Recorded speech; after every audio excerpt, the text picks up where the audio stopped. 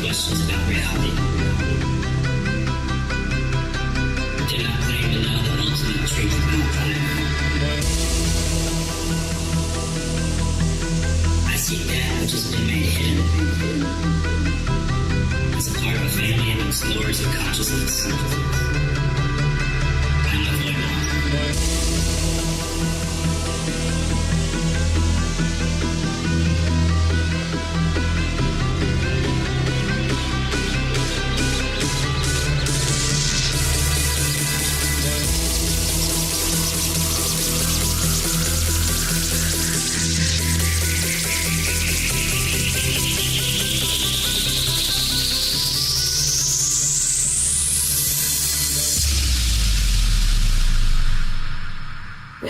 Welcome to Lighting the Void. All broadcasting live from a shack on a hill in the mossy creek bottoms of Cane Creek, Arkansas. This is Lighting the Void, live on the Fringe FM, KTLK Digital Broadcasting. That is fringe.fm. We got a new gift shop store up there if you guys want to go check it out. If you can, please support the Fringe FM. We have to raise $100 immediately to pay for the music licensing and stuff like that. So if you we're in a new month now, so if you can support, please do so. It's a listener supported and partner supported radio station, but we're pretty selective about our partners, like justbsme.com. Go get you some bumper stickers too, man. Check out the gift shop though. If you guys want stuff in the gift shop, just tell me. I'll find a way to put it in there. So I've put some t-shirts up there. We'll make Fringe FM stuff, Lighting the Void stuff. I've told some of the other hosts, too, that if they want to put stuff up in there, they can to help support what they're doing as well. But the reason why we push the radio station so much is because we don't get... I mean, it really doesn't matter what platform we're on. I don't like to be subject to any platform because... if someone takes me down, for instance, I'll give you an example. The last week, a lot of our hosts, I would say 4 of them, they use the live feature on Spreaker when they do their live radio shows, and we relay that feed either to the station or whatever radio station wants to pick it up. Well, they shut that down. So all of the major streaming platforms are kind of trying to take control, which is normal, right? It's like the media thing. So the Fringe FM is a high vibrations, far out frequencies. We say what we want and we play what we want. We'd like to keep it that way.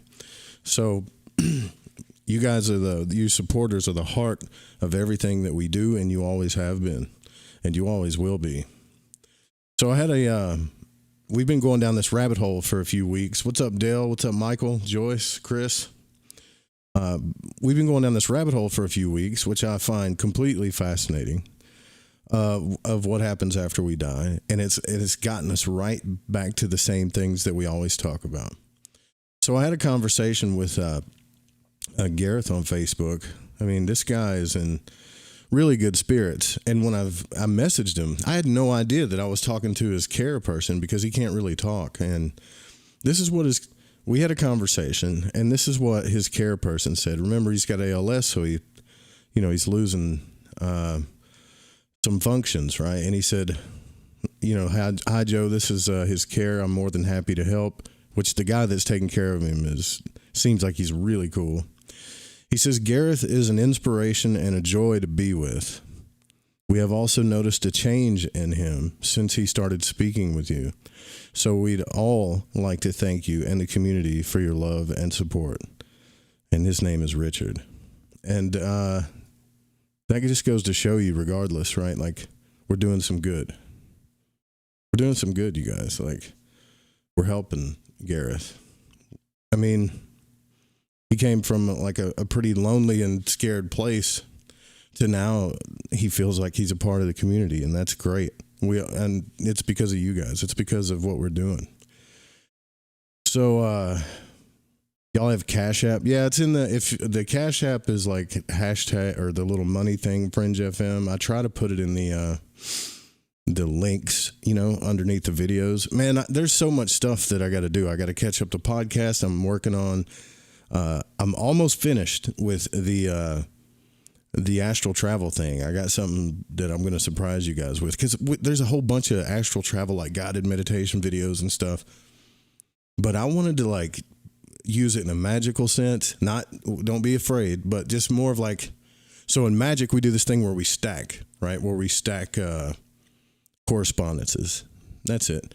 And it's kind of the same thing. If you're trying to get someone to relax or to focus or to get to a certain state, if there's certain things that you can stack inside the audio that'll help them, why not, right? So I want you guys to get what it's worth. What's up, Shannon?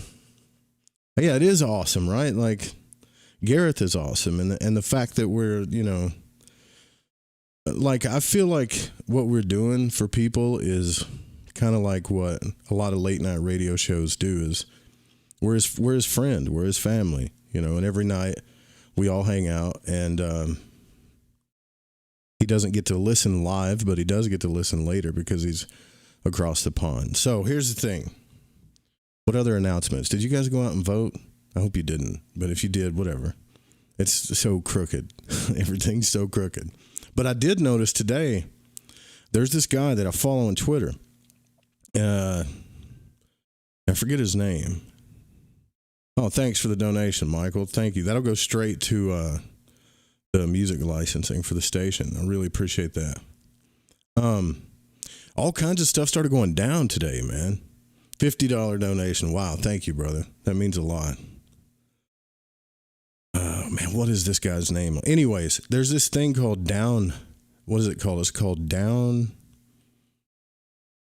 It's a freaking website where you can look at stuff and see if stuff is down. Everything started going down today during voting day, right? Like everything. I keep looking for Twitter. That's what it is. X. Seth Abramson. He's a journalist.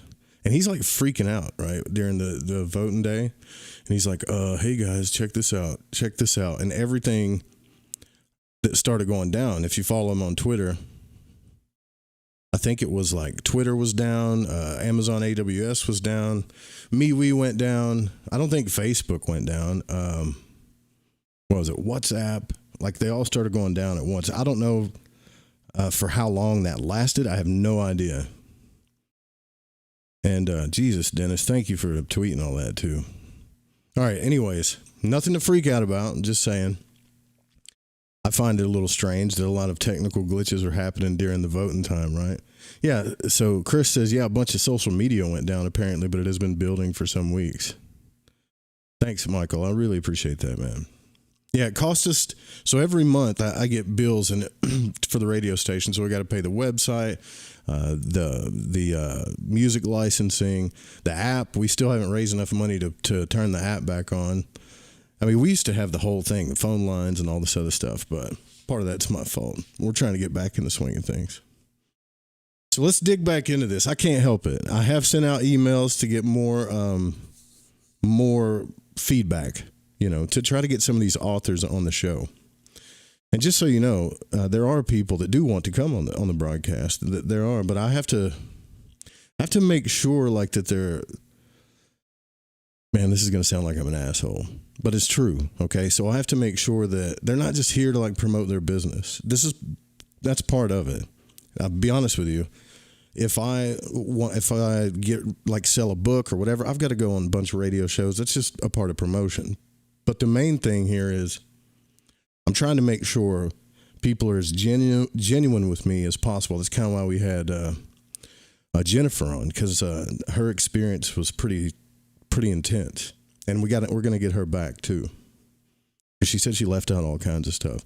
Well, we've been into this book, the Orion Book, which I promise you guys, from the bottom of my heart, I do not read this and prepare the show. I read it with you. Because it's just not, I mean, I could prepare, you know, a series of clips and all this other stuff and make it look real pretty, but I'm not sure I even know. So far where we are, and This week we're going to get into the Monroe stuff too. I think either tomorrow night or the next night we'll get back into the Monroe stuff. But so far where we are is we're back to the Anunnaki stuff. And this story's different, okay?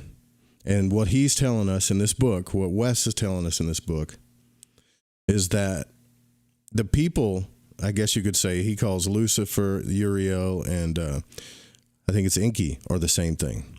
And what he's saying is that they lost their ability to create because there's really the structure called Orion that we're under, not, or whatever. That's a whole other story. And because they've lost their ability to create, that they create through us, which would be more of like it sounds kind of David Icke-ish, right? It sounds like a conspiracy theory of a point that they need our energy to create what they're trying to do.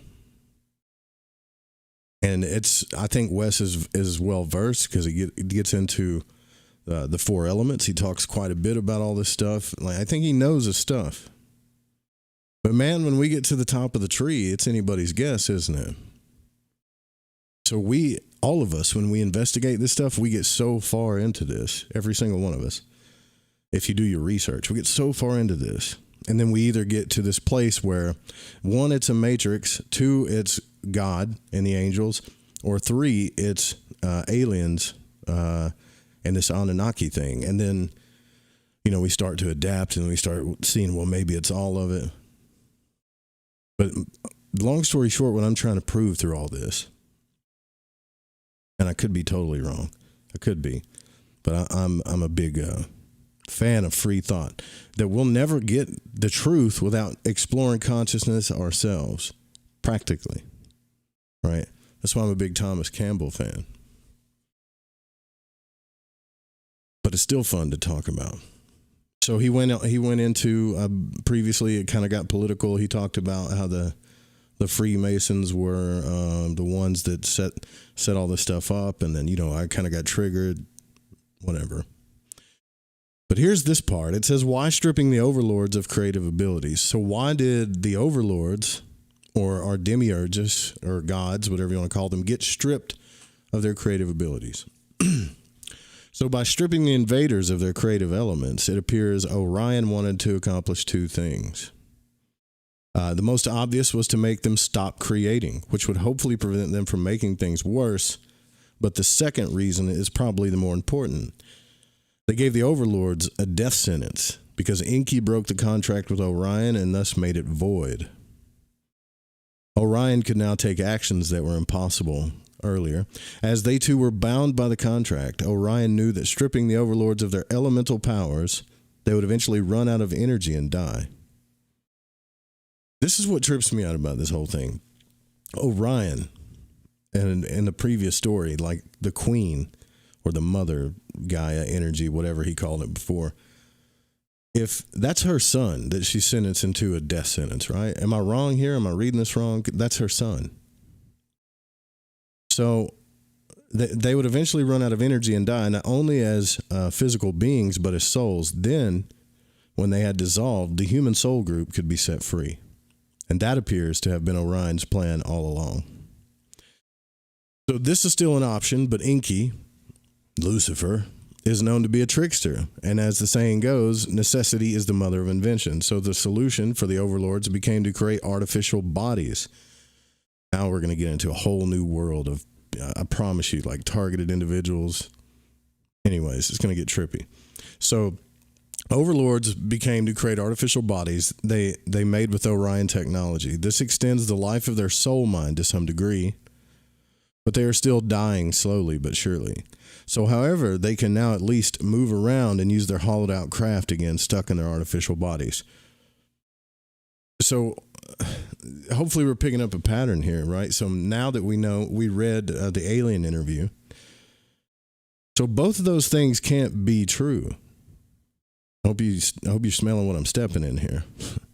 So they're either both bullshit or one's true and one's false. Because they're just telling two different stories.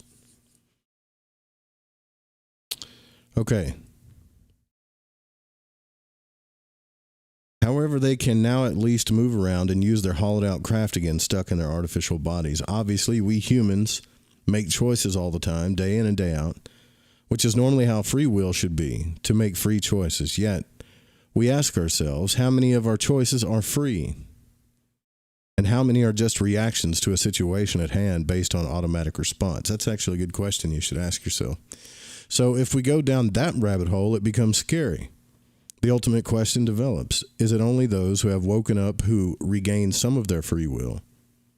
Is the rest of the population almost completely responding with trauma-based reactive decisions that they think are conscious? This might be cynical, but think about it. Well, most of us have thought about that. We know the answer to that one, don't we? So what happened to Marduk? As ancient texts are saying, the gods, or overlords, were here on Earth in the past, intermingling with humans. We can see this in virtually all ancient texts across the world, but at one point they left the planet and returned to their abodes in the Astral and elsewhere. What apparently happened was that after the overlords were stripped of their creative abilities and had constructed their artificial bodies, they decided to come down here and interfere with human evolution in one way or another, and probably to easier get loosh. This is where you hear a lot of people in the conspiracy field talk about loosh, like anytime we get scared or anytime we have a freaky amount of energy or fear or pain or whatever, that they feed off that stuff. I've even heard some people say, no, loosh is the orgasm, or loosh is love. And my standpoint on this right now is, until that is proven by people that traverse the astral realm, like that I can trust and that you can trust, we have no idea if that's real.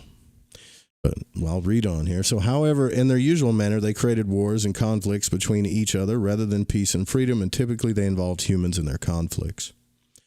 So at one point, Marduk, Enki's son, which is Belias in the Gnostic text, or the Archon of Hell, and Inanna, a female goddess equivalent to Isis, rebelled against Enki and the Syrians here on the planet, and this led to nuclear war, which resulted in the Sahara Desert and the deserts of the Middle East, also killing the lake we now call the Dead Sea.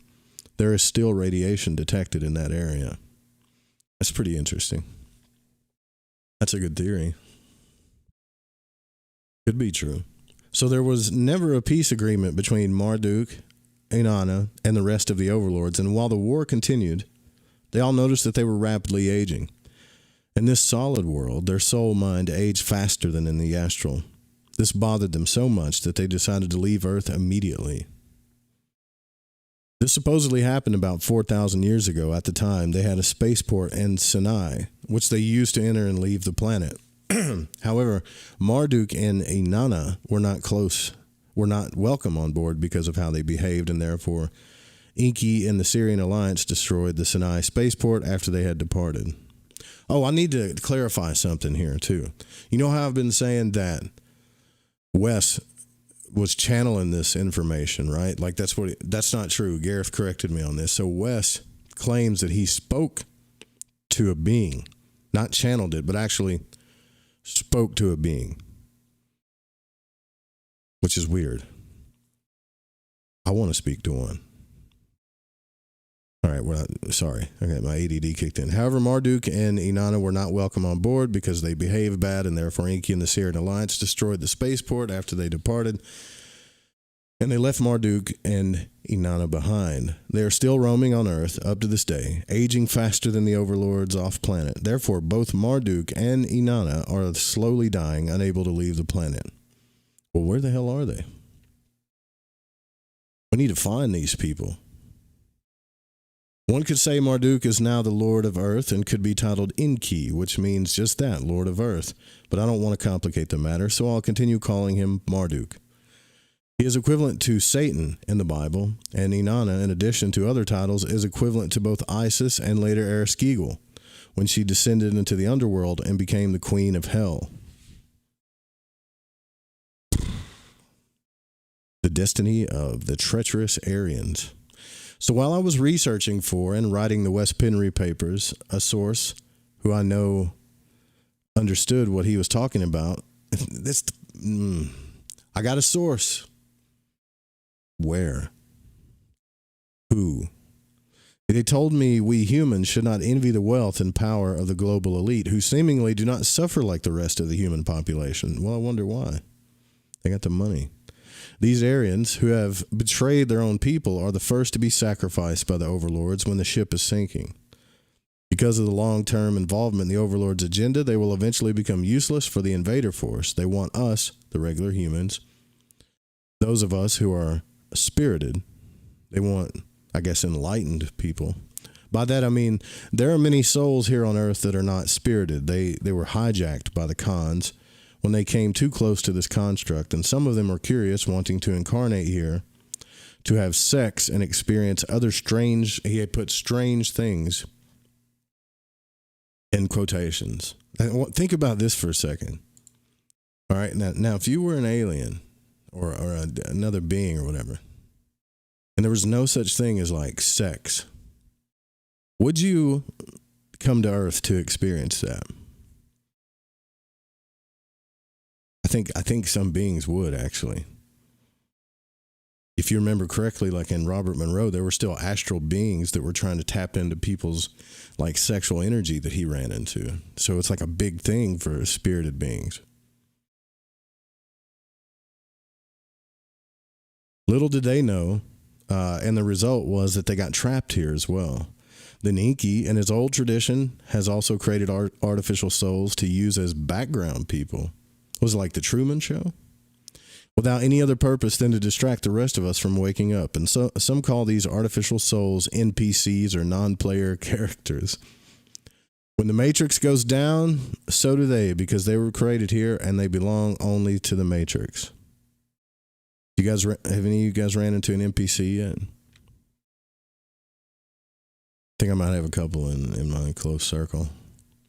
So after the Overlords lost their creativity, they and their proxies became very codependent with each other.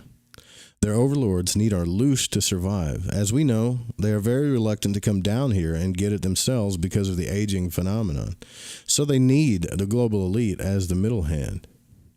Therefore, the lofty ones have become stricter with their proxies, and the orders must be followed to the T.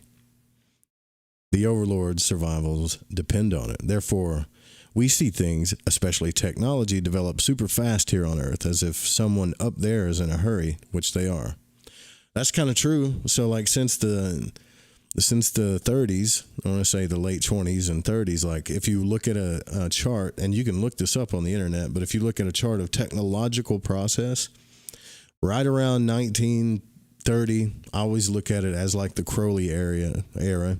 The technology started increasing like compound interest. It really did. And a lot of people have said that that's because Crowley took his girlfriend to the pyramids and invoked the new Aeon, which I have no doubt that he may have called in some spirit, some pretty advanced spirit. You guys should read the Book of the Law if you haven't read it. That's where it happened. I'm not saying that's real, but it's just kind of an interesting coincidence. So the advanced technology we humans are using during this era is, of course, Orion technology. The Overlords stole during the Titan War and passed down to humans to propel the extraterrestrial agenda at ground zero. They should make a movie out of this. West Penry, you should get like a... Netflix is going to be hitting you up soon. The global elite on their end feel the pressure, and they start making mistakes and expose themselves more often than they did in the past. That wakes people up, which is a good thing, but it also shows the dilemma that the elites are experiencing. None of those in the higher echelons of power has ever been or has ever had much time to tend to their own needs and wants. It's all about the great work of the ages. So thus, we see how people like Henry Kissinger, who turns 100 years old in the beginning of 2023, is still on the go, working for the agenda. There is no retirement for them. They may have millions, sometimes billions of dollars on their bank accounts, but they have little time to enjoy their wealth. How do you know that? How do you know these people have little time to enjoy their wealth? Do you hang out with them? I mean, I would like to think that some of these cats, when we see them on the TV or whatever, we see what they're doing, but they're probably kicking it. They're probably doing whatever the hell they want to do at some time. I mean, they can buy islands. So I'm sure there are those among the elite who have had a change of heart and have seen through the scheme. Yeah, that's another thing too. Like, why do we always assume that every single rich person, super rich, is bad? There's got to be like one or two kind of Bruce Waynes in there somewhere, you know? They might have wished to go public and warn us openly, and sometimes we may have seen indications of that. However, such attempts are stopped in their infancy by the media and others. Moreover, the elite members are tied to a bond, a blood oath they can't break. How do you know this? They know that if they do, not only can their families or themselves get killed by the cult, but the penalty may be even worse. Death is not the worst thing that can happen to cult traitors. After they die, they can be, and he puts this in quotations, taken care of, even in the afterlife. So remember, I told you the Overlords have the technology to dissolve and destroy souls. I need to say no more. Because of this, the Overlords have created a tight group of loyal proxies who are very reluctant to speak. And the next part is the return to the nano world. Do you guys think that there are any like super, super rich people that are good? I mean, you have to ask yourself, like, are we really programmed to believe that just because someone has billions or trillions of dollars that they're bad? I know I was, right? I grew up my whole entire life listening to my parents or parent or other people talk about how the rich don't care. They're this or they're that. But we don't really know. Well, we know some pretty bad stuff right now, actually, but that's not all of them. I guess I have some kind of holding out hope for a Bruce Wayne, you know? Yeah, there's got to be, right? There has to be. I haven't had really good experiences with the people that have money. Honestly, I haven't. Not yet. I think I've met like one person, maybe one person that had money that was morally right. And I don't mean middle class, which is being dissolved at the moment. I'm talking about money, you know, not people pretending to have money. All right, so the return to the nano world. Although Art Bell loved this stuff. So before the Overlords lost their power to create, they thought they had all the time they wanted to accomplish their goal, which is to become the gods of the universe. However, now they are dying, and although they have temporarily solved their problem by creating machine-like bodies, they also must save their souls from dying. There's only one way of doing this, and that is by using us, the spirited humans. Thus, they have involved us in a very sinister plan, of which humankind has no knowledge, and the great majority are falling right into the trap. This kind of goes along, too, if you buy into or believe that the books of Enoch is real, like it actually happened. You know, I know the church set those books apart, just like the Apocrypha, and said that it's not real or whatever. But if those stories are real, then this kind of goes along with the thing. Just the names have been changed, I think, right? Is that what he's saying? So the Overlords are desperate, and they need to accomplish their goal and execute their plans as fast as possible. Therefore, we see the speed with which they introduce new technology. Does anyone ask themselves where all this amazing technology comes from? In a few years, scientists and inventors allegedly have accomplished miraculous results in developing new tech with a speed unheard of in history. They actually have a nano computer. Like, have you guys seen this thing? Like the processor of this like nano computer and how they have to keep it cool. It's freaking insane. Or might this technology come from somewhere else? Is Elon Musk single-handedly behind all his innovations to execute them? Or is it an entire network behind him, letting him be the front man?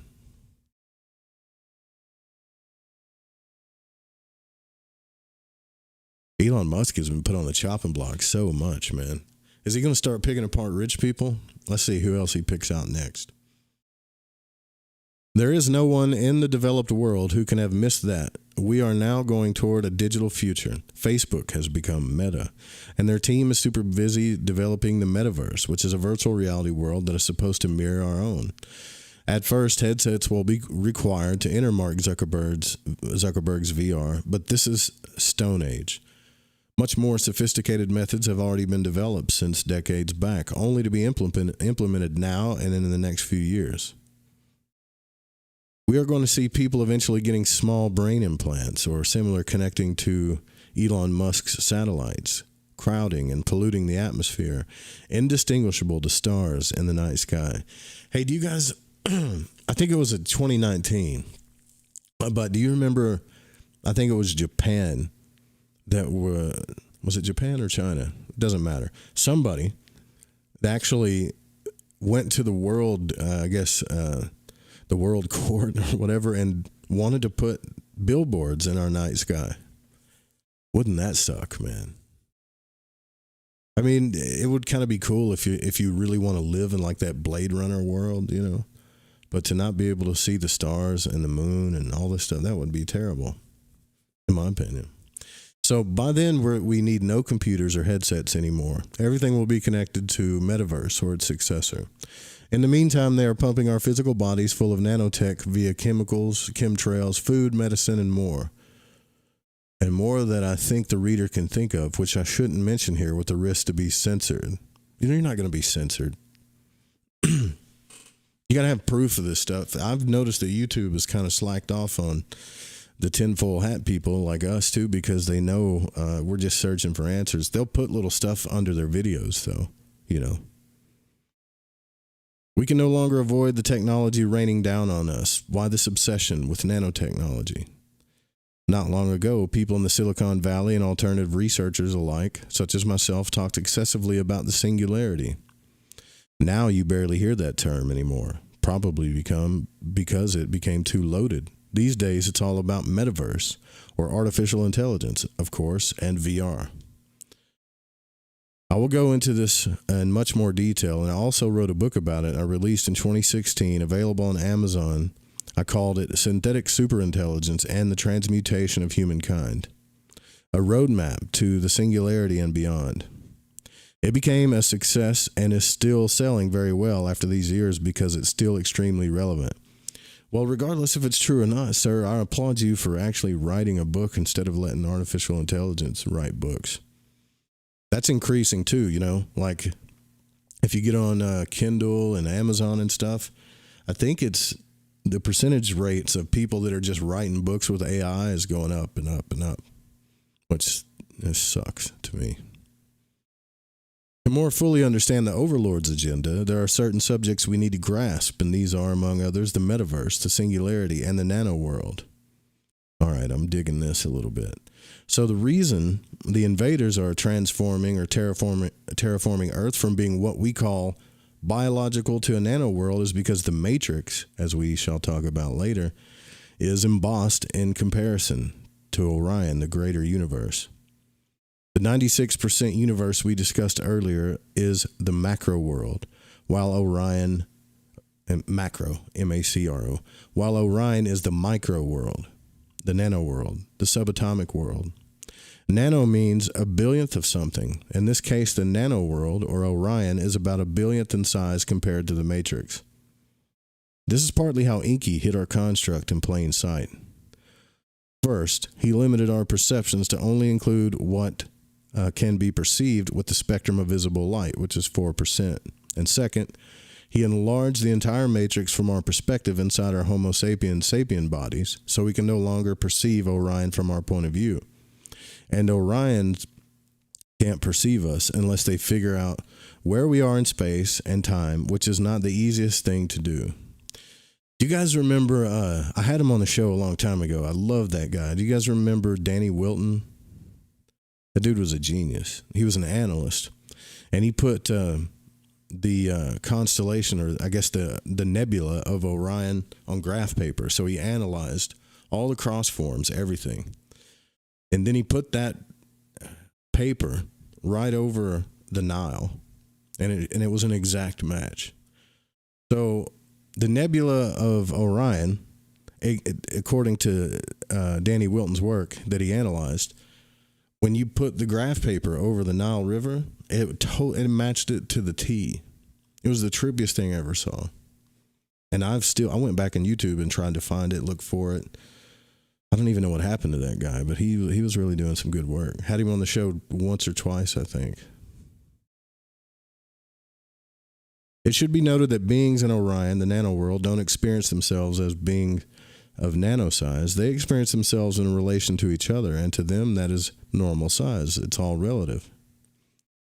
For 9,600 years, Enki has kept the Matrix more or less hidden from the rest of the universe to protect both himself, his cohorts, and humankind. Not because he genuinely cares about us, but because he needs us now, and he's going to need us later. However, because the Overlords are in a hurry and are dying, they need to quickly implement VR and get as many people as possible investing their consciousness into the metaverse. Everything will eventually happen there. Nothing will essentially happen here in the external macro world, except we will still have our physical bodies, which will be kept alive and immortal with nanotechnology. Okay, so the realm of death, our planet, will then... Is that what you're calling, Wes? Our planet is the realm of death? The realm of death. Our planet will then slowly transform into the nano world, and we will become immortal, just like star races are in Orion. No more BLA or recycling. It's like Enki is redirecting the Saturn projector from affecting our human biological bodies and instead pointing it to the metaverse after having made certain adjustments to his equipment.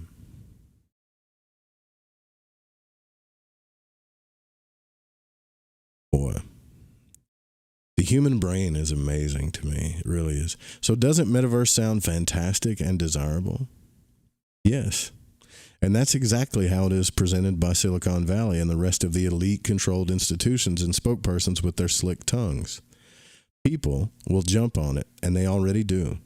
The immortality hook is an important part of how they present the entire singularity metaverse agenda. So then where's the catch? The entire scheme is extremely sinister. The overlords and the elite want us to transfer our consciousness into the metaverse, just like in the Matrix movies.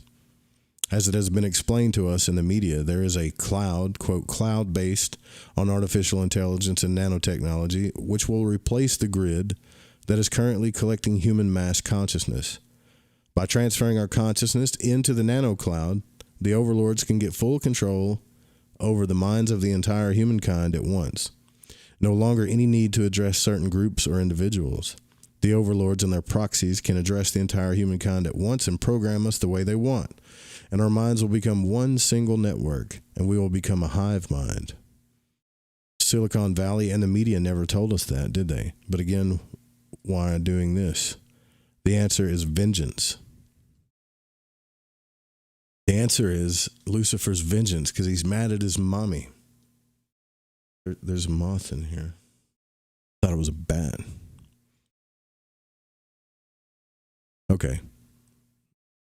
How much time? Yeah, we still got time. So the conquest of the nano world. That's interesting. So like someone once told me, and I'm paraphrase, those in control of the nano world are in control of the universe.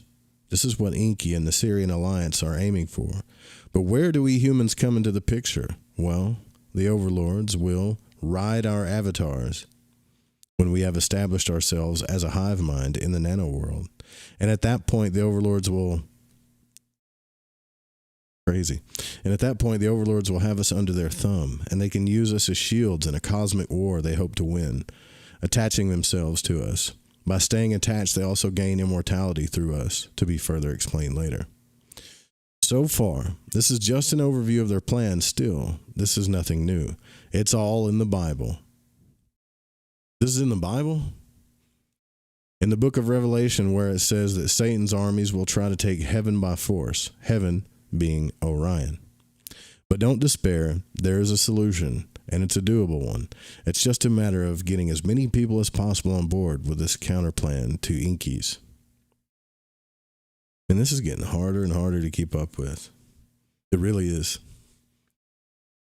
You know, you could look at some of those verses in Revelation as like metaphors or things that actually happen. Like, you know, when people talk about, and I saw this man whose eyes were a flaming fire and he sat upon a white horse and all this stuff. Like, there's different ways of, it's funny. I love like analyzing all this. So there's different ways of looking at it. Some people look at it as there's actually going to be a being with fiery eyes on a white horse.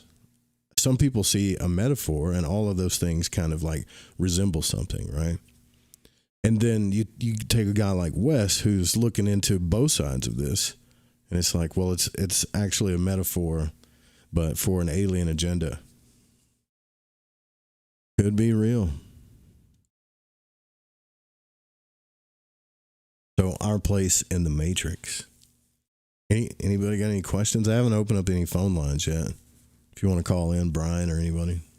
Chris Miner says, I see Orion here on the West Coast every night in Sirius, right under which people keep posting online mistaking it for a UAP. They do the same thing with Venus all the time. Everyone will merge with the machine in some way, shape, or form. Now, so that I can see for sure. I can see that how that's trying to happen. The Alchemist is pretty good.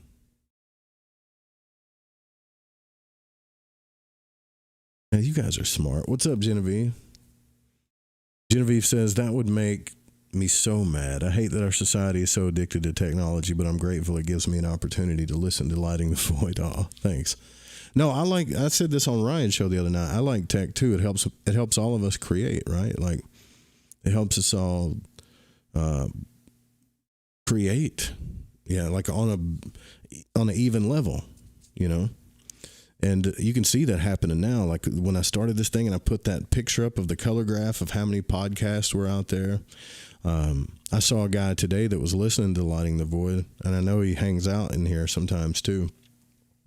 He comments on the show. He's posting a YouTube channel of him just sitting back smoking weed, talking about stuff. I thought that was cool. But letting AI take over stuff is a little...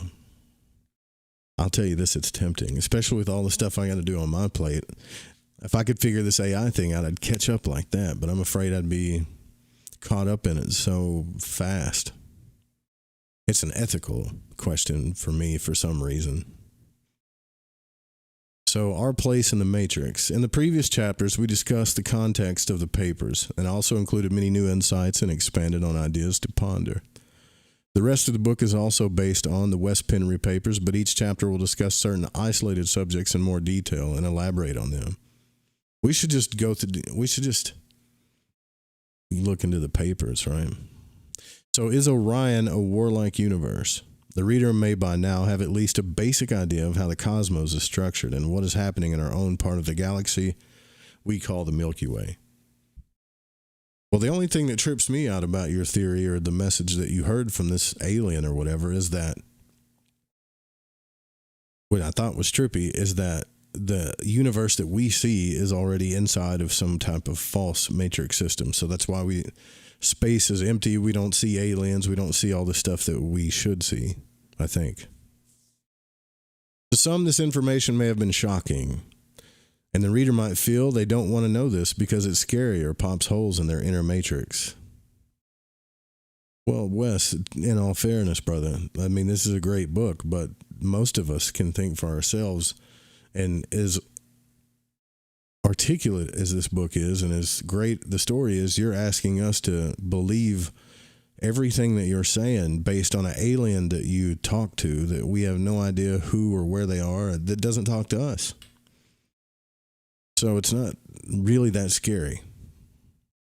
When that alien presents himself to the rest of us, then I think we can start getting scared if we want to. We all have a desire to go to a place that is very loving, compassionate, and where we are met with friendliness. Learning how things really are might be rather discouraging. If so, I want to give you some consolidative and encouraging words that may help. Although it's true that we are caught up in the middle of a cosmic drama, the Orion universe in general is quite a peaceful place. When we leave this construct, we will do so by our thoughts. We, the Aryans, are spirited creator gods, and we are not forced to stay in a certain place. We tend to think that if there is a war or a conflict, we are stuck and have nowhere to go. Well, that's kind of true to the human psyche. A lot of people say, oh, I'm stuck. or I'm obligated to be here, or I'm stuck in this drama. And it's really like you're not stuck. You just like it. This is often true since we are still on Earth and confined in our limited physical bodies. There are only so many places we can go to. And if there is a war in our country, it's difficult to find a safe place. But not so in Orion. In this chapter, we'll, for the most part, bring up the difference between the 4% universe we live in, or the Matrix, and the rest of the universe, Orion. Good, because I need you to explain this a little bit more. I do, personally. Orion is teeming with life, and as the reader can imagine, if we can only perceive 4% of what is there, how vast the universe must be. And there are no stars that are created for no reason. They are all hosts to star races or other kinds of experiments. Therefore, there are countless star races out there, and there are innumerable star beings and species that have left their home star and have joined the universal community. As a soul with free will, you have full freedom to travel anywhere in the Orion universe, and because you will nano travel with your thoughts and your mind, you can leave any location you're not comfortable with and do so in an instant, literally, and then you are in a completely different location. Sometimes I get emails from people who are discouraged with our human condition, which is understandable. It's a tough situation, but it is what it is. And these emails, people wonder if they are not better off here in the Matrix, after all, and should rather stay and be recycled than to enter the unknown, where there appears to be wars as well. You know, if I was getting emails from people after I wrote all these books, like, we got to take the radio commercial break, but let me ask you guys a question. Let me ask you a question.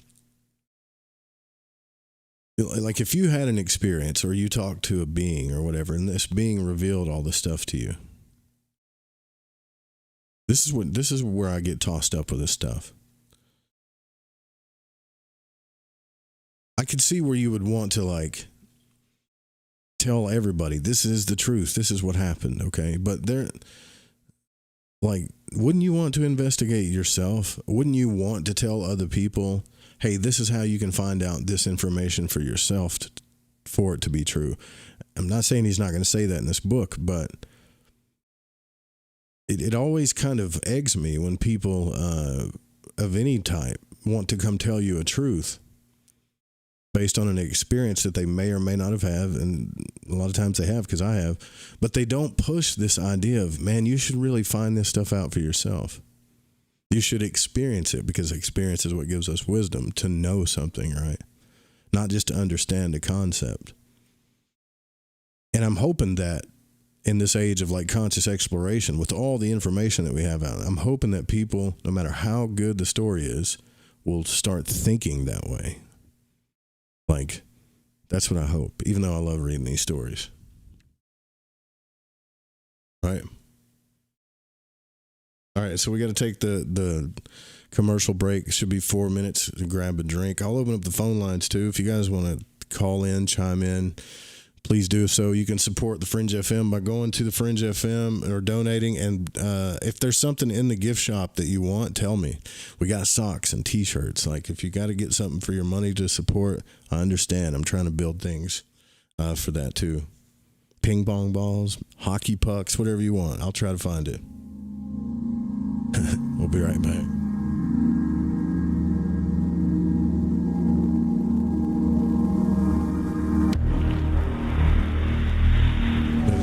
From your flesh like borrowed gloves, and burn your fingers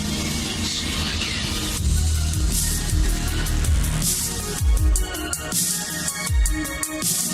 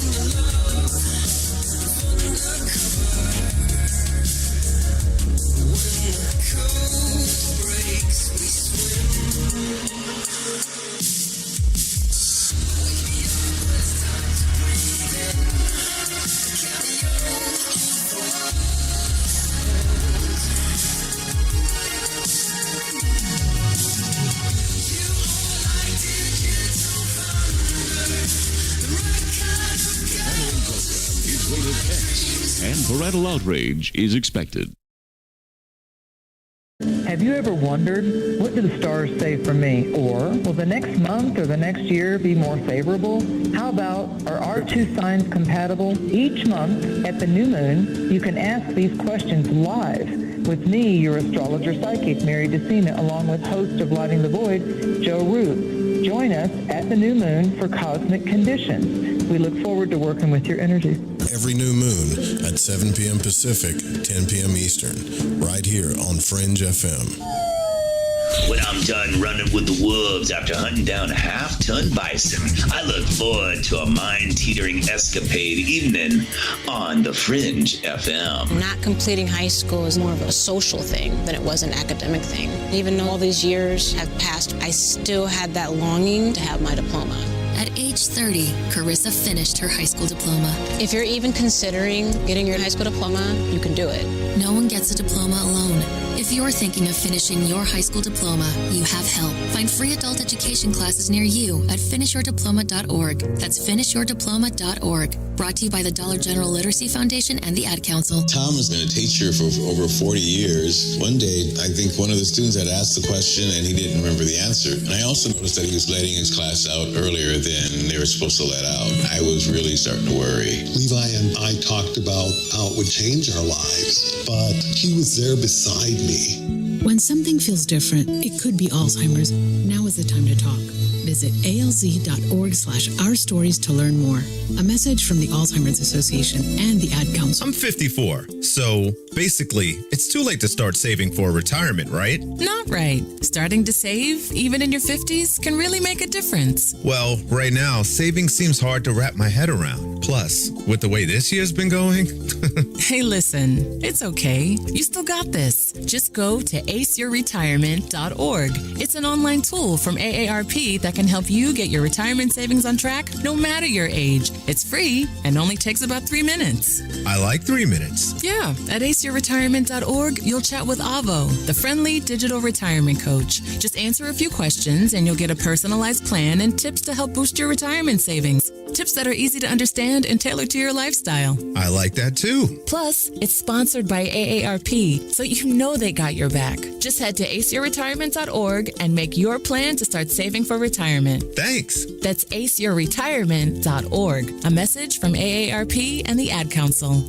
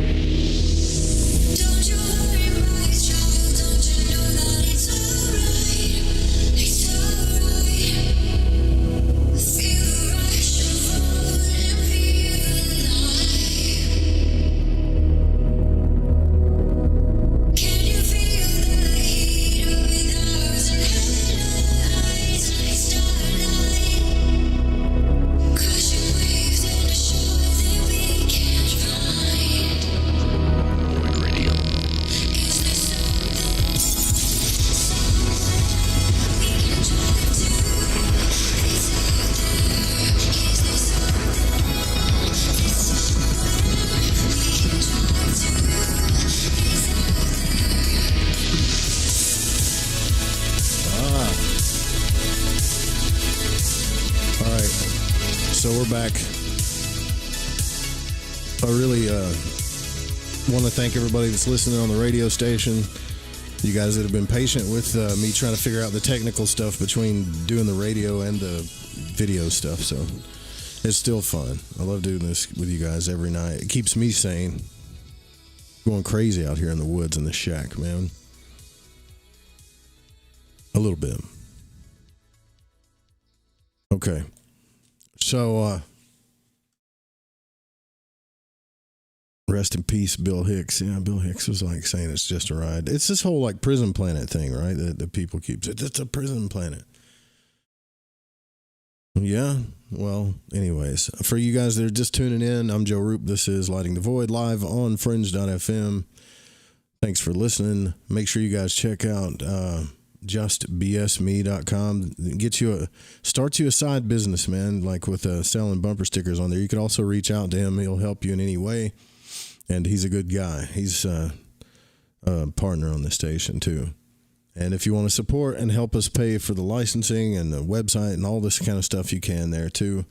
If we get enough support, I can get rid of all those stupid ads. I can say that, right? I'm not going to get in trouble. Yeah, I can say that. So, like some of those ads that aren't like partners or people that actually come on the station, or we have to play those to help pay for the licensing. But there's a certain level that we could, if we got to, we wouldn't even have to do that. This shit's expensive. Everything's so damn expensive. I hate it. Let's get back to the Overlords. Okay. He already said Orion is teeming with life. Right?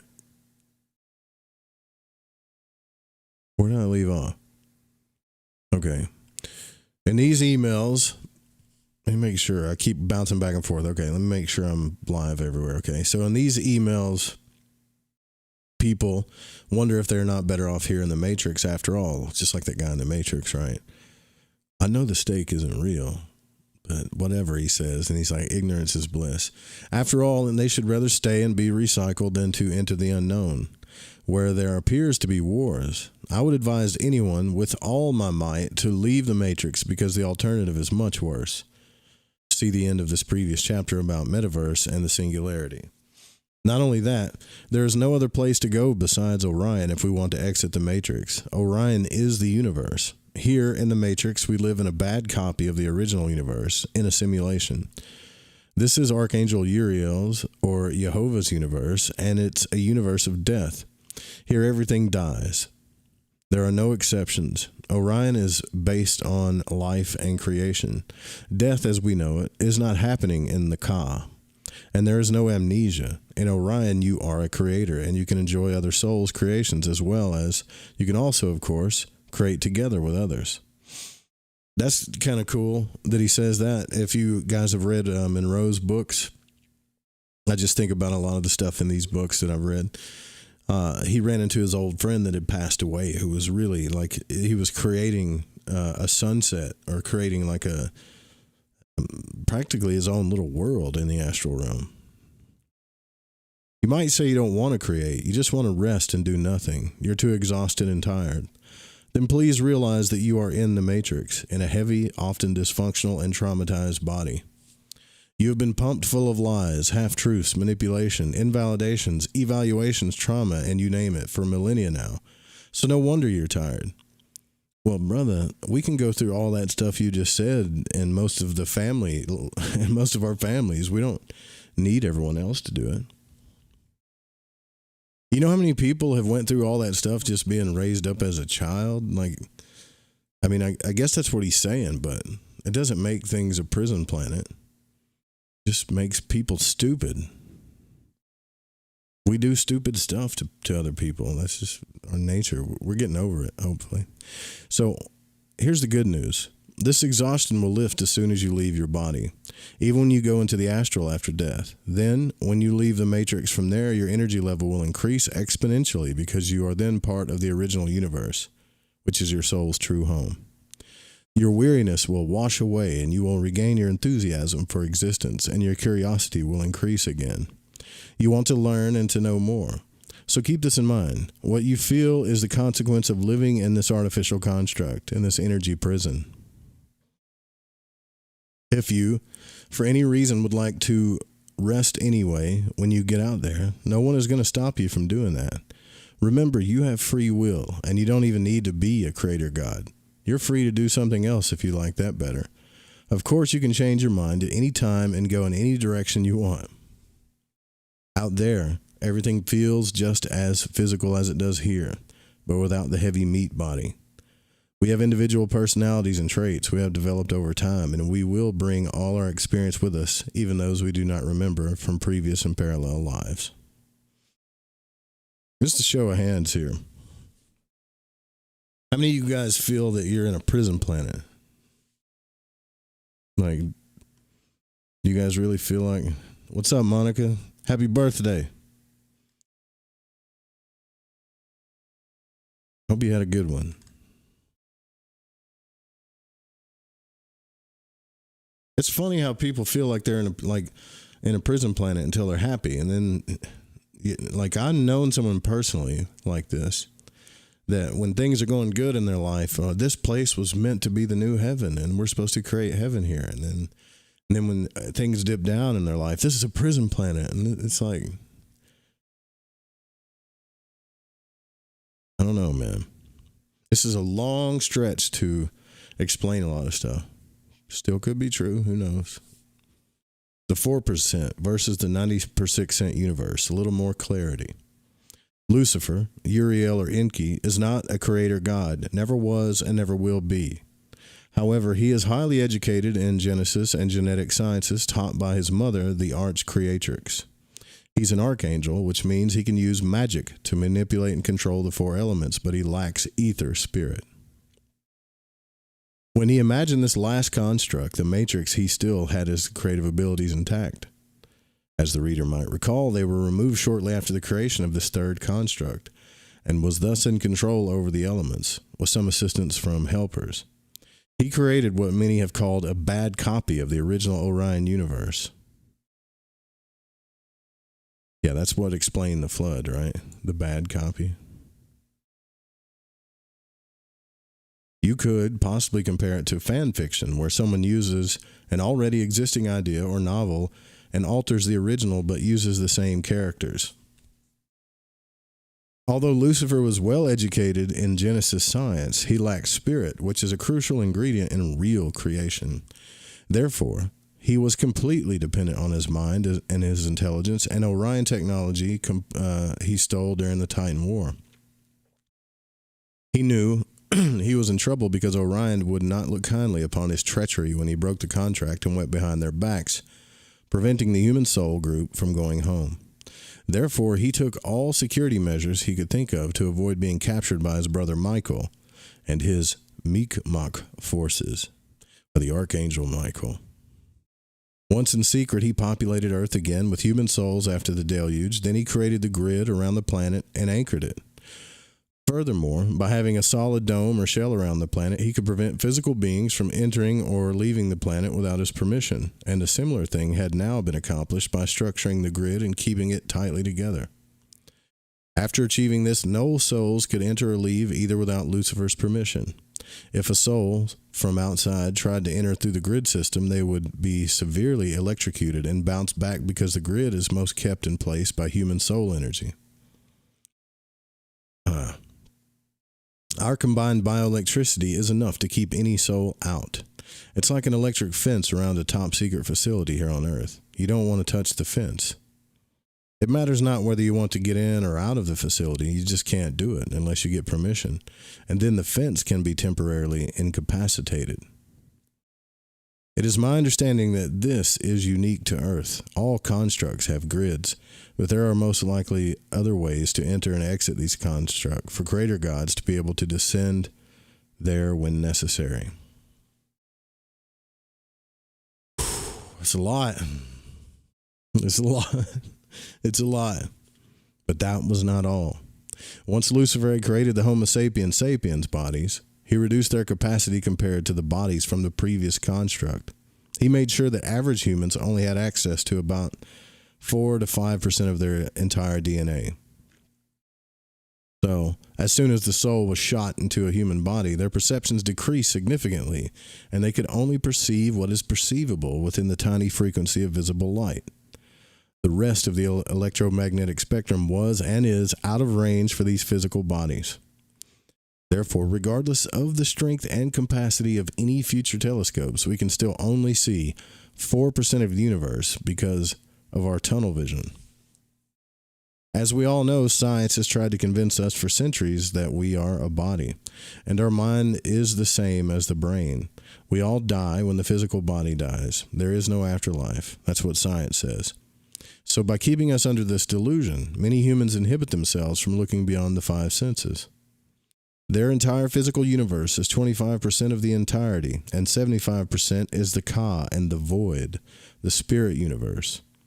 If we put that into perspective, it's mind-boggling because the 4% we can conceive of is vast and seemingly infinite. And on top of that, the universe is teeming with life. This is difficult to comprehend with our limited 4% minds, but it puts things in a better perspective when we get to Orion. We don't need to be stuck in one location, as discussed previously. We could say that we have next to unlimited choices where we want to go and where we want to be when we create. So, no more wars for us unless we want to participate in them. Something I find hard to believe after our experiences here in the Matrix over the millennia. Yeah, me too. The tiny spectrum of visible light. When I researched the 4% versus the 96% universe during the West Penry paper years, I had difficulties to fully understand the concept, and you might have difficulties as well. What exactly is the 4% universe of visible light, and why is that part of the universe lit up and not the rest? Let me explain how I see it now. I know it's not perfect science and it's subject to change, but for now it makes sense to me, considering the information I've gathered and pondered since the publication of the papers.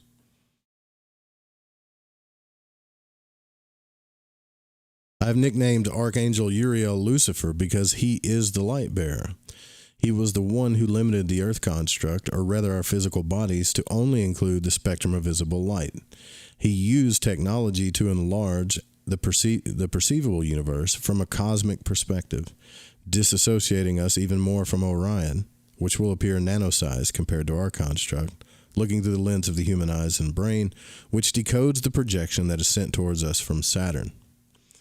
So Saturn's the great projector, I guess, right? What's up, Pat? You got your cookies out, man? Of course, then the nano world seems off limits for humans and can't possibly be full of life. Still, the soul fires are nano-sized and are the size of compatible to our original universe. Orion, which is our original universe. You remember in the book, The Emerald Tablets of Thoth, which is another channeled text, whatever, but I remember he was talking about in that book, the author of that book, that he saw like what did he say he saw in that book, if I remember it correctly, like this vast river or sea of souls that were all like little lights or whatever. What is this, dude? Are you doing DMT right now? You need to call in, bro. He says, okay, time to smoke this pile of DMT in my bong. Yeah, hit that thing 3 times and then call in the show if you can. If you can pick up your hand to do it. Tell me if you meet any of these people.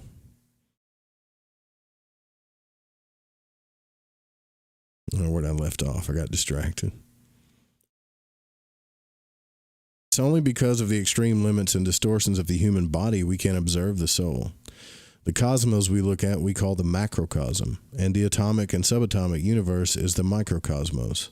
What science does not understand yet, or doesn't tell us, is that most of the universe can only be found under a super advanced microscope and not through a super advanced telescope.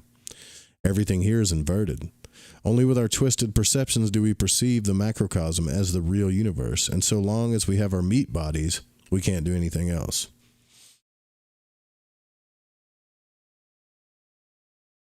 And it's all an illusion, right? If the Earth's not flat, or if now the universe is a construct made by Orion. What if it's flat inside of what if we're a simulation inside of a simulation, inside of a simulation, inside of a cell that's inside of another simulation? I mean, at some point, we're going to have to, look, this is my point. At some point, we're going to have to, like, explore consciousness for ourselves to figure this out, right?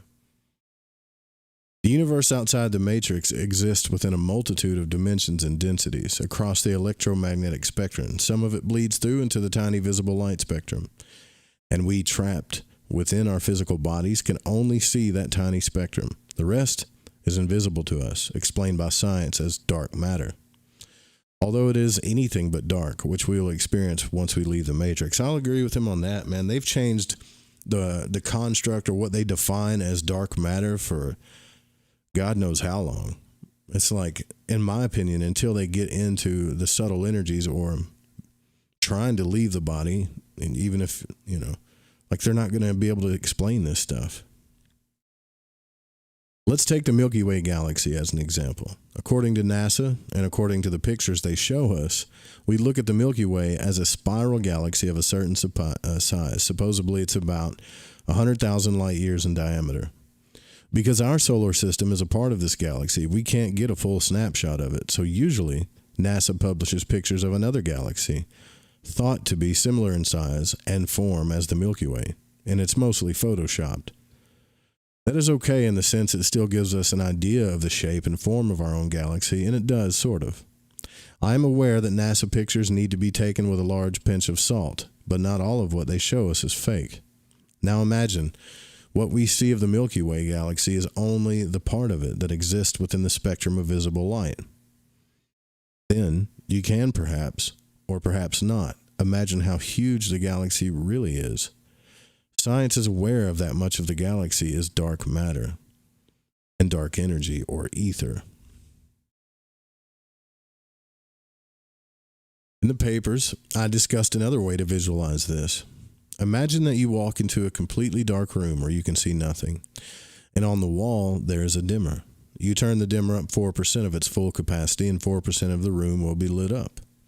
You can see the shape of some furniture and some other things in the room previously shrouded in darkness. Then turn the dimmer up some more, as much as you want, until the dimmer is at its maximum. More and more of what the room contains will be revealed until it's all lit up, and you have the 100% universe. This is one way of looking at it, using this metaphor. For real, the Matrix is located within Orion.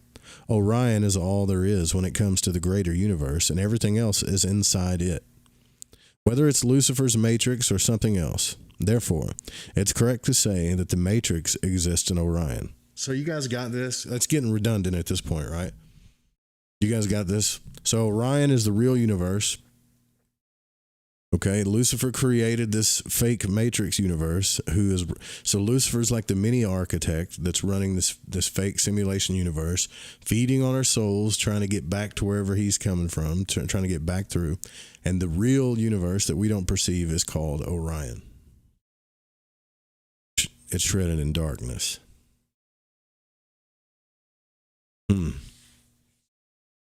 Darkness in the Gnostic text is equivalent to ignorance, and perhaps the reader can see by now why this is. Ignorance, in this case, is not meant to be something derogatory. It is the destiny in which we operate, and it was deliberately adjusted to work this way. We can't be anything but ignorant if we only perceive 4% of the universe. True light is something we cannot currently experience. It's been made off limits. Well, maybe the true light will fry our eyeballs. I mean, we can't even look at the sun without it hurting. So, it doesn't always have to be a freaking, anyways.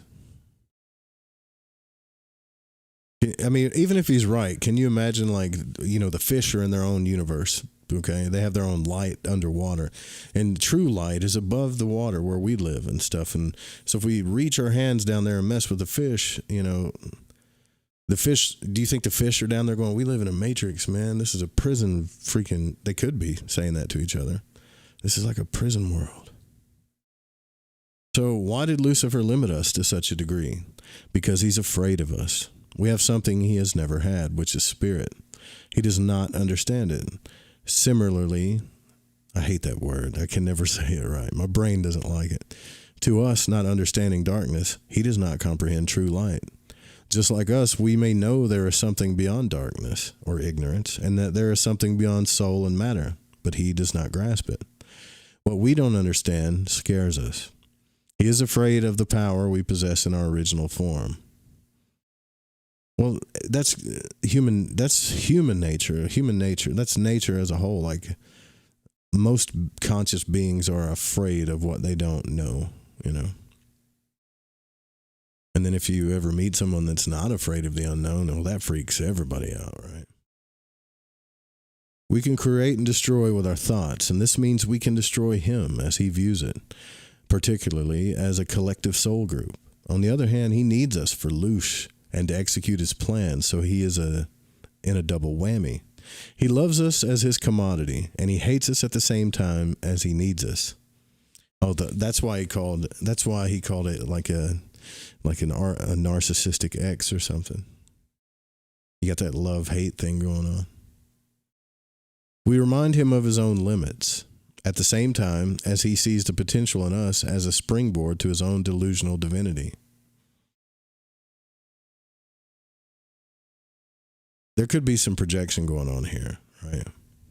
You guys ever watch the YouTube videos when you start coming into an awareness and you want to be free and you start being truly authentic, like as authentic as you can be, as genuine, as sincere as you can be. And then other people will validate you. They're like, oh, your light scares people. I'm not going to say this. I'm going to tell you guys just a real quick story that freaked me out. And I hope this person's not listening to the show, but I dated this girl one time, okay? Who she was into like this dark occult stuff. She liked the dark side of the occult. It fascinated her or whatever. And so I went to her house one time. And she puts up, this is so freaking weird. She puts up like this statue of Anubis and does her little ritual thing. And so I kind of backed off and I made I have this like morbid curiosity how stupid this is going to get. So I back off and I kind of get off into the doorway a little bit because I'm thinking I might have to run out of here. And then so she begins to channel, like she's channeling Anubis or something, you know. And I said, okay, well, here's what I'm going to do. This really happened. Like, so I'm going to walk outside and I'm going to come back in. I'm going to let you do your thing or whatever. So I walk outside and then I come back in. When I come back in and shut the door, she puts her hands up. And this was at night, right? She puts her hands up.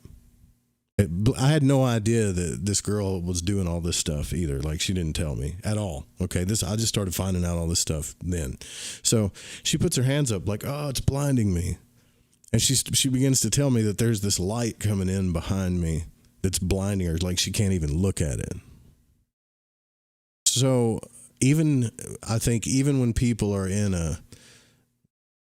I'm not saying that the girl wasn't doing something spiritual or that she was or whatever, but I'm going to look at it as a psychological delusion, okay? So even when we start believing our own stories or delusions that we make real, I think, like in that story, I represented a character that, you know, it's like a bigger light that hurts her because she's the dark or whatever. It was really weird. I got some other weird stories I could say, but I don't. There's some weird people for sure, but I'm weird too, so I get it. I didn't judge it too much, but there was still like a part of me when it was all over. I was like, okay, I got to get out of here. Right? I gotta get out of here. I gotta go.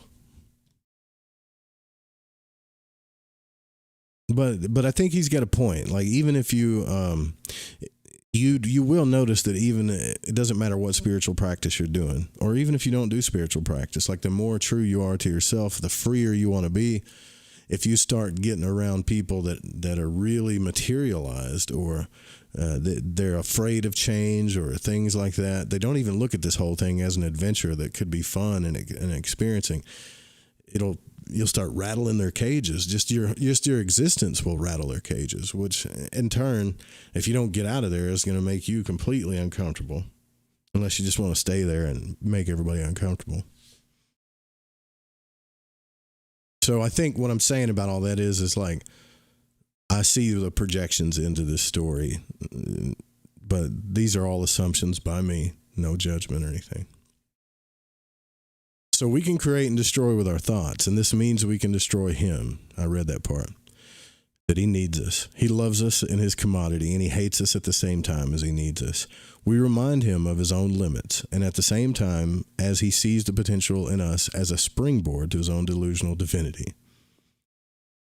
Yeah, that's vampirism of energy, you know. You pissed them off, but you're just a springboard for where they're going to go next. It doesn't have to be like the ultimate reality, but whatever. He knows he is a fallen angel. He fell from full grace and glory to a space where he now has lost all his powers, except that he can gain through us and his proxies. He knows we humans have the power he needs, so he's eager to keep as many of the spirited humans inside this construct as possible. We can ascend within the matrix without having to reincarnate, being promised the ultimate heaven if we stay within our limits. He has placed himself as God in this matrix and manipulated many humans to believe this to be true, and he is, by his own design, the God of all religions practiced today, whether it's obvious or not. So, just to use an example of many, traditional Christianity and Satanism are just two sides of the same coin. They seem to be opposed in this world of duality, but both religions are giving their energies away to the same God, or Lucifer. The light bearer, at least in some ways, is no fool. He knows how to get his loosh, regardless of which religion, cult, sect, or community you belong to, including New Age and a greater part of the so-called spiritual community. However, he is at the here we go again with the narcissist stuff, right? However, he is the arch narcissist and a psychopath. All right, man. Listen. All religions are like a gateway to studying higher energies. Like, if you're going to get into the philosophical stuff, all God names, all of these names and all these things represent a certain energy, right? An energy that's already inside you. Like, there doesn't always have to be a story involved where there's a real person or a real entity trying to manipulate you or hurt you all the time. A lot of that shit is just you and your mind. I could be wrong. He's a psychopath. His traits he has also contaminated us with, so his cognitive abilities are limited, and where he's restricted as far as his mind is concerned, evil or ignorance takes over to protect his interest and safety, where evil equals control and malicious intents to make opponents defenseless. And evil is always equivalent to ignorance. If we equate Lucifer's actions to actions of a narcissist and a psychopath, we can see how this is passed down to our realm in the form of narcissistic psychopathic relationships. I swear to God, I haven't been reading this stuff ahead of time. I'm reading this right along with you guys, I swear. Or am I swearing to Lucifer? It's the same conundrum, just brought down a notch into our density. As above, so below, as the Hermetic saying goes. Usually narcissism in regular relationships mostly affects the partner, while in cosmic narcissism, it might affect an entire world or more. That's the new phrase, man, the cosmic narcissism. We're going to make t-shirts with that. Please remember that we humans are the only soul group in the entire universe who are equipped with spirit already from soul birth. Yes, I am implying this is special, but I don't mean that in a grandiose way. What it does mean is, objectively speaking, that we inhabit wisdom, and wisdom being spirit or divine, deriving from Sophia, from the get-go. Therefore, when we slowly regain it from within this construct, we will feel very lonely with no one to communicate to. Alienated from humans who still need to wake up until we find someone who is on the same path. That's true, but I mean, like, we're all. I don't believe that you're going to be lonely if you're willing to socialize and be authentically genuine. You might upset a whole lot of people, but you're still going to magnetize the right people to you. You just have to express yourself. If you feel this way, don't think you're alone. Try to find someone who understands what you're talking about, and that will springboard you toward higher insights into this reality and beyond. We can only go so far on our own. We need two-way communication. Yeah, I agree. I believe this is not only isolated to the Matrix, but applies to the entire universe. We need company, and we need each other as catalysts. Ultimately, we are all one, but in this universe, we are individuated units of consciousness, souls with spirits attached. However, it is in the sharing that is important. You can be the wisest person in this construct, but if you don't share, what good is it? Your wisdom dies with you. I totally agree.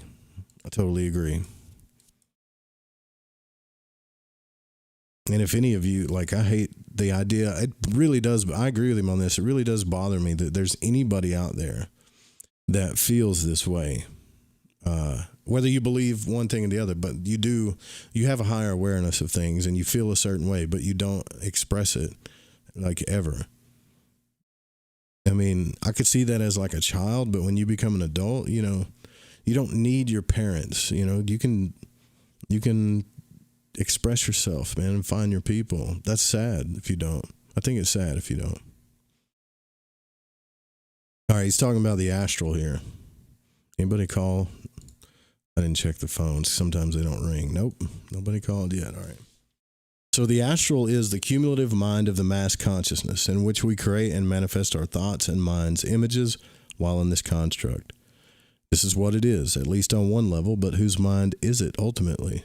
And also, if the astral only comprises the minds of those on this planet, who are the other beings we meet there? Are they our imagination too?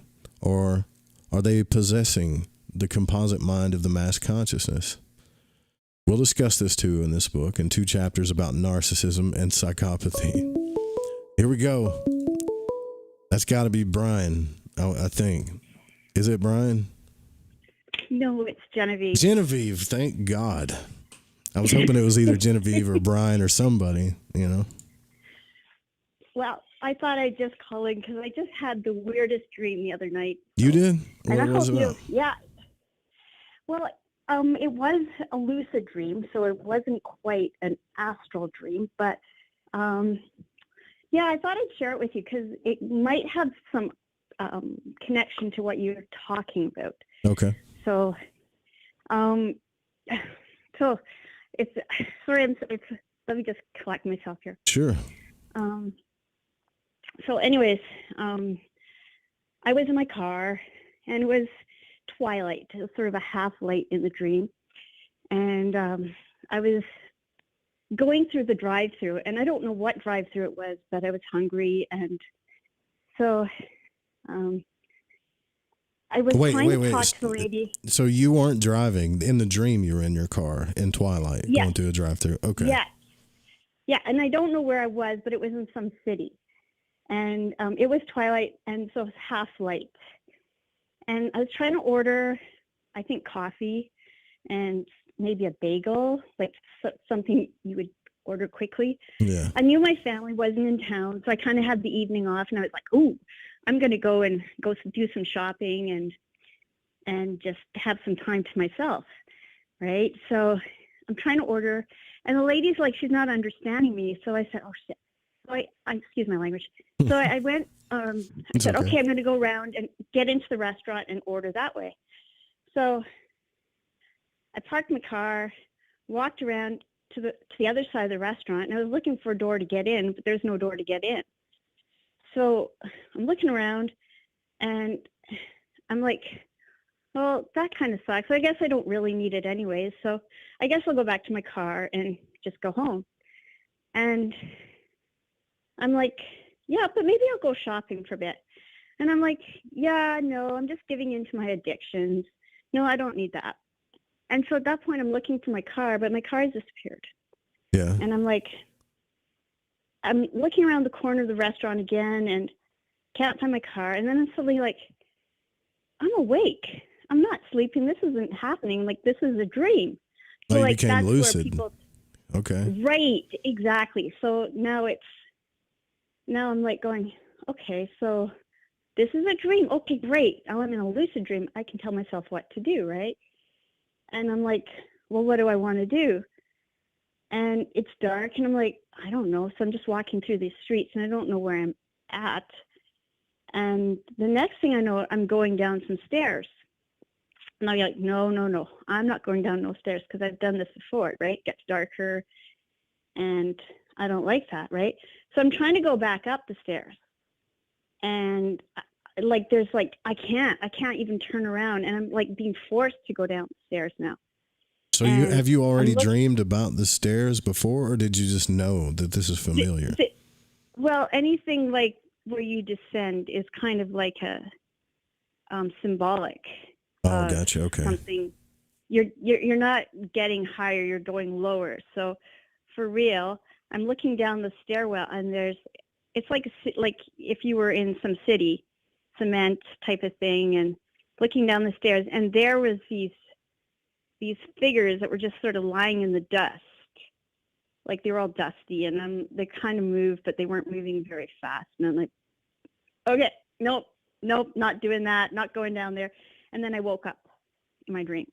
And I'm like, but that's super disappointing. But like I was really aware of trying to control myself, and then I was really, really aware of how hard it was to do anything like what I wanted. Is that what you think that you were being shown?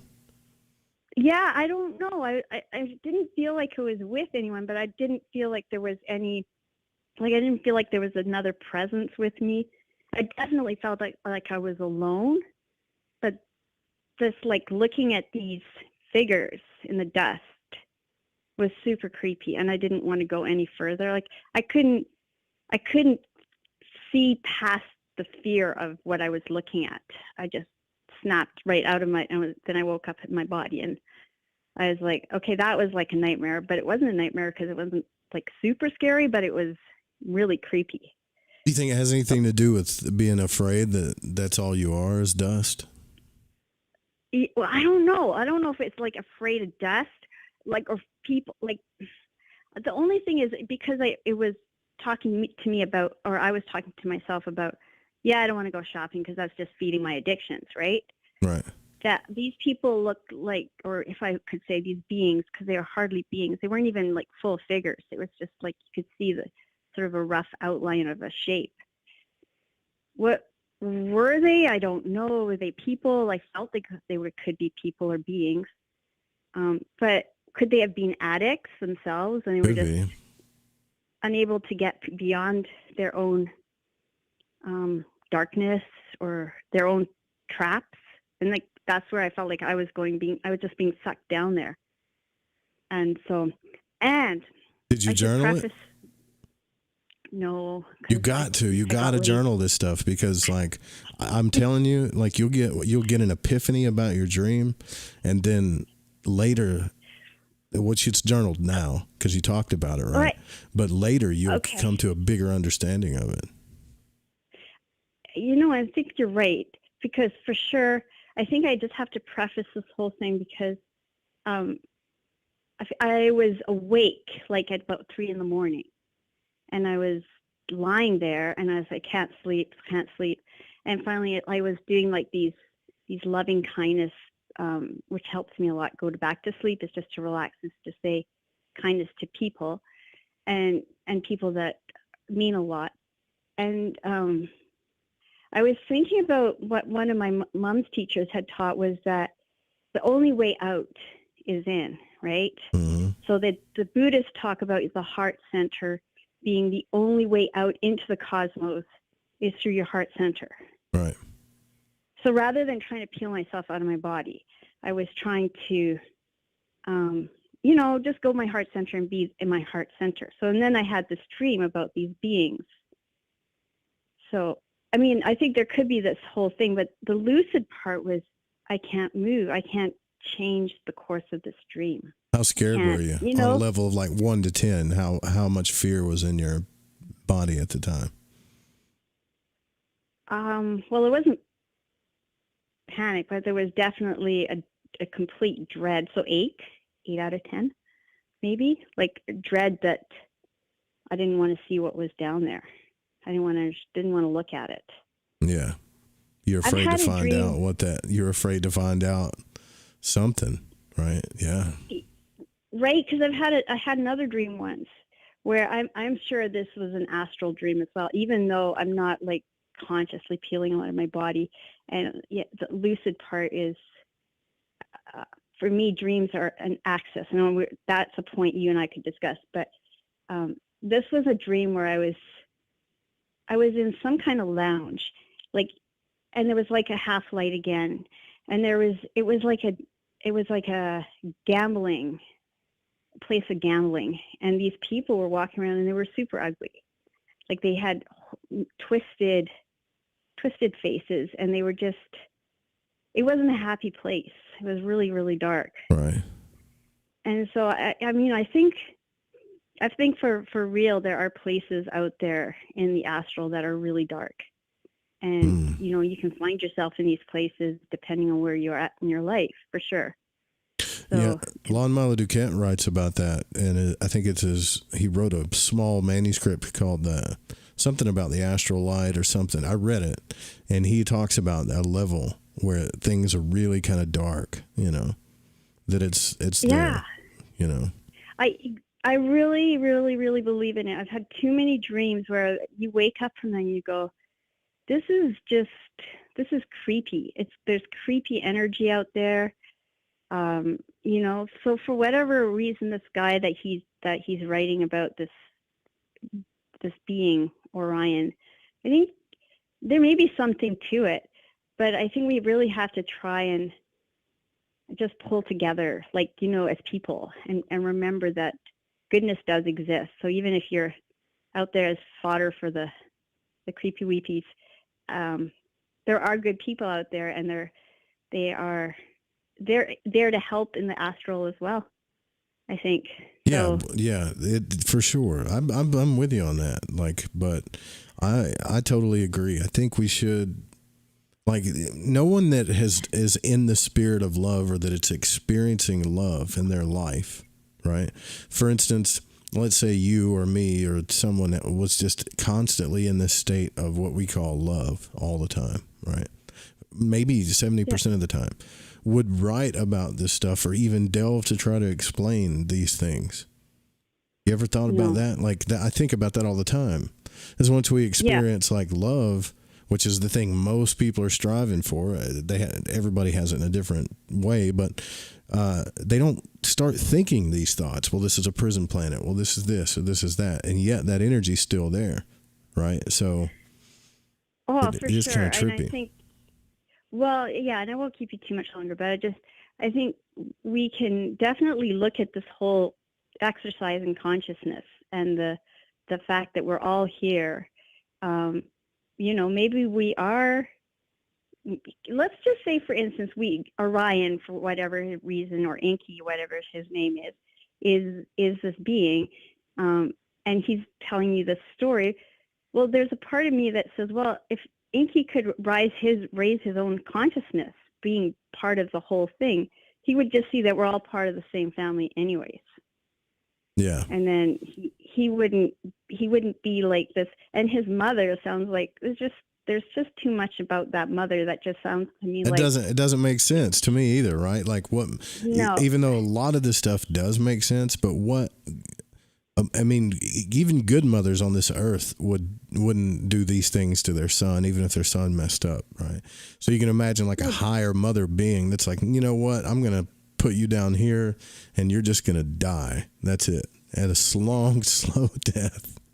You know, it doesn't make sense. Like, it's just, no, it doesn't. It's just like it's a story. Like, somebody's come up with this story that just to tell. It's like behave, but if there's not even a behave yourself or you're going to go to hell, it's just a complete nightmare from start to finish. And I mean, I'm just like, okay, I get that we're listening to this, but I just felt like I should share this dark dream with you because it was so real. No. Like, I was so there, and I was so, like, I was aware that I was dreaming, and there was no way I could change the trajectory of where this dream was going to take me. If I stayed, I just felt like I was powerless. So you couldn't go back up the stairs. You were being forced to face a fear, basically, in the dream. Well, yeah, maybe that's it. Like, right? Like, face the darkness, face the addictions, face the... Or do you have a shopping addiction? Is that what you're telling me? Yeah. That's not that bad. That's... not... It's not that bad. Well... Yeah, it is bad. Now, so here's the thing. Here's where I'll say this. If you are using other people to feed your shopping addiction, that's where it gets bad. Yeah. No. Well, you know, we don't want to delve into that right now. That's where it gets bad. Yeah. Yeah, right. So, but yeah. So thanks for listening to it. I just wanted to share it with you because it definitely has something to do with the astral and the dark. And the weird. Yeah, no, I appreciate you sharing that. And call anytime. Thank you. Thanks, Joe. Have a good evening. You Thanks too. for doing this stuff. Take care. Absolutely. Thank you. There goes Genevieve. I've had that. Listen, there's times when I get into like hypnagogic, like right when I'm about to get into a dream, I hear like lots of people talking, just blah, blah, blah, like just everywhere, just for a second. Have you ever done those like hypnagogic exercises, right? Where you're, especially if you're trying to get out of body, you'll get in this kind of twilight state all the time. And if you keep your awareness and don't just fall straight asleep, your consciousness will pass through all these kind of realms or frequencies that you'll hear. And one of those frequencies, Robert Monroe calls M-band noise in his books, and you can hear the chatter of everybody. You can hear voices, or sometimes it may not be a whole bunch of voices. It just may be like a remote voice. Like, so here in the shack out in the woods, like you can't see it, but in front of me is got a TV, a punching bag, my bed's right here, and then my meditation temple's over here. So I had to run from one to the other because I was falling asleep in like this hypnagogic state, and I heard a scream like I can't even do it. It's like a high pitched girl scream. And the weird thing about it is there was voices before I heard it, but that scream kind of echoed. And it did not freak me out when I was in that state, because I remember being in that state. I didn't feel any fear, but the moment I woke up, all of it hit me. Like all of that fear hit me. I was like, oh man, I just heard someone scream. So I had to go back into the temple and kind of calm myself down, you know. And I'll explain this stuff too, like as I release the videos about, I'm not going to get too deep into it, like, but explain it for the most part. So you got the scientific conscious exploration point of view, and then you got the magical society kind of conscious exploration point of view. And then we'll start to see some of the parallels that happens to these things. Let me try to get to a stopping point. So he talks about the astral here. He says the astral is the cumulative mind of the mass consciousness. And if the astral only compromises the minds of those on this planet, who are the other beings we meet there? Are they our imagination too? Or are they possessing the composite mind of a mass consciousness? For now, we'll examine it from the viewpoint that it's our common unconscious human minds, unconscious so long as we are stuck in our bodies. William Buhlman, oh, that's cool. He's talking about William Buhlman. That's another one of my favorite guys. Once worked for the Monroe Institute, and he has had intentionally induced OBEs for many decades on a regular basis. He is what we would call a skilled astral traveler, and he has written books on the subject. He's been on the show twice, actually. Still, it took him a long time to realize that what he experienced was not out-of-body experiences, but inside-the-mind experiences. And suddenly he understood he was not going outward in relation to the body, but inward, deeper and deeper into his own mind and the collective mind of humankind. And this is the astral. It's inside of us. It's in our collective mind, our collective unconscious, as psychoanalysts would say. Many people who have gone there become witnesses to the most curious experiences. Not only do they connect with the minds of other souls, whoever they are, like Robert Monroe did, but they might encounter strange things like demons, aliens, floating bodies of humans, floating human torsos, thought forms, and half-built houses, etc. Unless we know what these things are, it may scare the astral traveler. What we encounter in the astral is often our own collective mental creations, as mentioned earlier.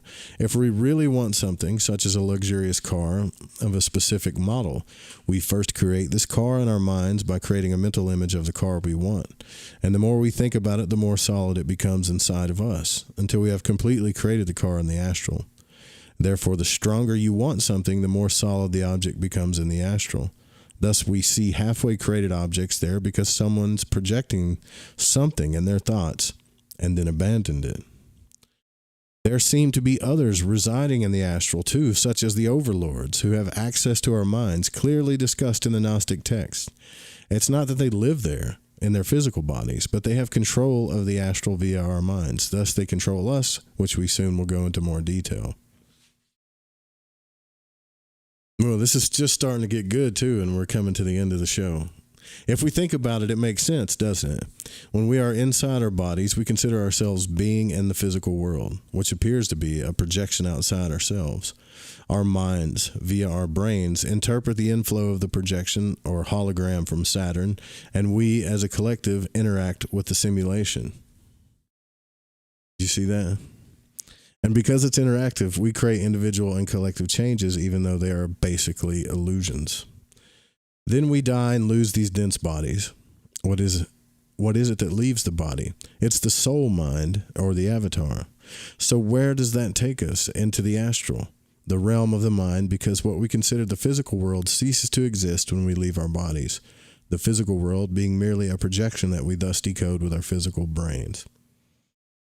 There is no difference, according to West, between the astral and the Orion universe, or the nano world, if we boil everything down. It's essentially the same thing, but the astral is the part of our mind that is connected to the matrix, and therefore, it's more solid than Orion, outside the matrix's boundaries. We still have amnesia when we travel about in the astral mind because we pick up on the collective unconscious mind, which is amnesiac. Thus, we can easily be manipulated in the astral, which is the case, as we shall see. Listen, before we end the show tonight, I just want everybody to know that I'm only reading and interpreting and talking about it, right? And if you guys, Monica's like, damn, don't stop now. We'll pick back up tomorrow night, but you know, I could get back to doing a 3-hour show if we get back to the support levels that we used to be at. The more support comes in, the more I'll do it. I'll do it even better. But here's the thing. I'm not trying to discuss business with you or manipulate you into supporting the show. I'm just saying, like, here's the thing. When you get to the vibratory state, I'm not denying that there's an experience that I felt peeling yourself, manipulating the astral, peeling yourself out of the body. Okay, I've done it. Just like the movie Ghost, which you should watch tonight if you get a chance. Like sitting up and looking at the body. There is a copy, and I think what Robert Monroe calls, it's either locale 1 or 2, I forget. I always have to go back and read the books to remember. But there is a copy, or let's just say I don't know how to explain this. Okay, here's the physical universe. There's a level of the astral that is set apart from it, but it is mapped exactly like the astral realm. And this is where the magic happens. This is where praxis happens, and this is where placebo happens, and what all these people that are talking about when miracles happen is because we start to come into contact with this realm and we realize it's real. Science cannot explain the placebo. They can only define it. Okay. But in that place, I know for a fact that you can affect the physical realm. Blavatsky talked about this. The Bible talks about it. Magicians have talked about it. So when this guy in this book says, well, there's all these beings in the astral realm, you don't know what is what. Okay? We don't know what's what. A lot of magicians, whether it's from Steiner, if you want to go to the Anthro whatever society, to Theosophy, to the Golden Dawn, there have been systems created to test these spirits, where you can test them. And even if you looked at it on a psychological, atheistic point of view, the test that you're given to these spirits, even if it's just all in your mind, would correlate with high egregoric energies so that entity or whatever could either answer yes or no, or show you that it's real or illusory. See, Robert Monroe I'm sure he didn't pick up on the fact that there was already a system in place that had been developed since the beginning of magic to traverse these realms, right? But at the same time, I think there's errors in both. I'm getting too analytical here. There's errors in both worlds. And I think this is what we're here to do. We're here to take, as long as we don't get too new agey or we get too materialistic, okay? we're here as a collective to figure out how do we take the right brain, which corresponds to, the higher things, symbols, the metaphysical, romance, the feminine aspect, all these things, religion, and the left brain, which is science and reason. We're here to take these two things and bring them together and find a path to explore consciousness the right way. So this is why everything seems so freaking crazy right now, and everything's hard we are actually getting somewhere. We are. It's just a little chaotic. It's all two sides of the same coin. We have to bring the two together, which is love. All right, and that'll get us out. All right, please support the radio station, guys. That helps us do this stuff more. I would go back to doing this stuff 5 nights a week if I can get to that point. That would be awesome, and really nail down what we're trying to do here. But if you want to get something for your money, which, hey, I understand that too. We've built a gift shop. I have stuff that I'm going to be putting in the Patreon for that as well. And for those of you that have supported, like Michael tonight, thank you so much, you guys, and all of you. Even if you can't and you're still here, you're like the heart of this thing. You really are. I love each and every one of you. We'll be back tomorrow night. We'll pick up where we left off. Hope to see you in the astral. I really do. And if you guys have an astral experience, man, tell me about it, right? Tell me, I don't know. I want to hear about it. Good night, y'all. Sweet dreams.